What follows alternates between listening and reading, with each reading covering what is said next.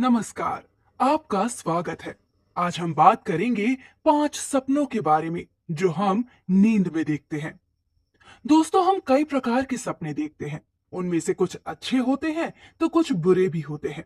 पर क्या आपने कभी सोचा है कि इन सपनों का जिक्र किसी से करना चाहिए या नहीं? शास्त्रों में ऐसे कई सपनों का वर्णन किया गया है जिनका जिक्र हमें भूल से भी दूसरों को नहीं करना चाहिए, क्योंकि कुछ सपने ऐसे होते हैं जो हमारे जीवन में लाभप्रद होते हैं और कुछ ऐसे होते हैं जो हमारे जीवन में काफी भयावह भी होते हैं।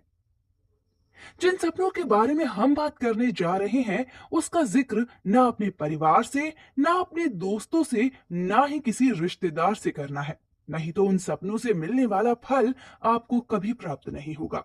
तो चलिए जान लेते हैं उन सपनों के बारे में जिनका जिक्र कभी किसी से नहीं करना चाहिए। पर उससे पहले, अगर आपने हमारे चैनल को सब्सक्राइब नहीं किया है तो इसे सब्सक्राइब कर लीजिए। साथ ही वीडियो को लाइक करना ना भूलें। नंबर 1, भगवान के दर्शन करना। अगर किसी व्यक्ति को सपने में ईश्वर का दर्शन हो तो इससे बड़े सौभाग्य की बात और कुछ नहीं हो सकती। इंसान के अंदर जो आत्मा होती है वो परमात्मा का ही एक हिस्सा होता है।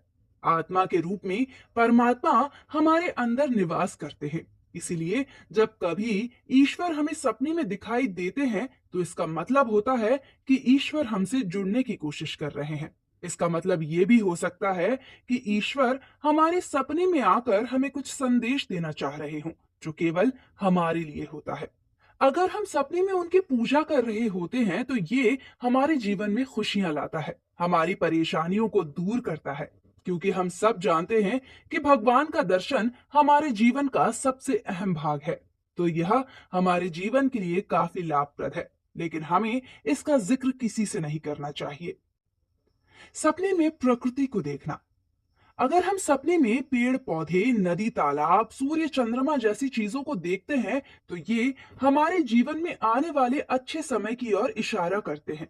अगर आप अपने आप को सपनों में प्रकृति के नजदीक पाते हैं तो ये बहुत ही शुभ माना गया है। इससे ईश्वर की ओर संकेत माना गया है। इसलिए अपने सपने का जिक्र कभी किसी से नहीं करना चाहिए। नंबर 3, अगर हम सपने में अर्थी देख लें। लोगों, आपने सुना ही होगा कि अगर सपने में किसी की अर्थी देखी जाए तो वो हमारे जीवन के लिए शुभ होती है। सपने में लाश को शमशान घाट ले जाते हुए देखना एक प्रकार का शुभ संकेत माना जाता है। ये सपना इस बात का संकेत देता है कि आगे आने वाले दिनों में आपको बिना परिश्रम के अचानक से बहुत सारा धन मिलने वाला है। सपने में किसी की मौत देखने से हमारे जीवन में काफी परेशानियों का हल निकल सकता है, पर इसका जिक्र किसी से भी ना करें।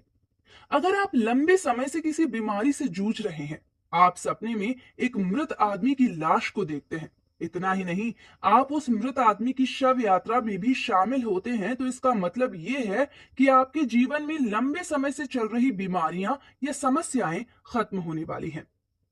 नंबर 4, मछली देखना। अब बात करते हैं चौथे सपने की। अगर हम सपने में मछली से संबंधित कोई भी चीज देखते हैं तो इससे हमें धन की प्राप्ति होती है। बस हमें ये याद रखना है कि हमें अपने सपने का जिक्र किसी से नहीं करना।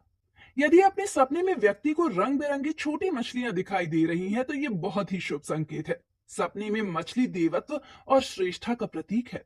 साथ ही ऐसे सपने बताते हैं कि व्यक्ति का जीवन बहुत ही सफल है और भविष्य में उसे किसी भी परेशानी का सामना नहीं करना होगा। नंबर 5, सपने में सांप का दिखना। अब बात करते हैं पांचवें सपने की, जो बहुत ही महत्वपूर्ण है। शास्त्रों के अनुसार सपने में सांप देखना बहुत शुभ माना जाता है। इससे हमें व्यापार में हर एक चीज में बहुत फायदा होता है। हमारे जीवन में खुशियों की बौछार आती है।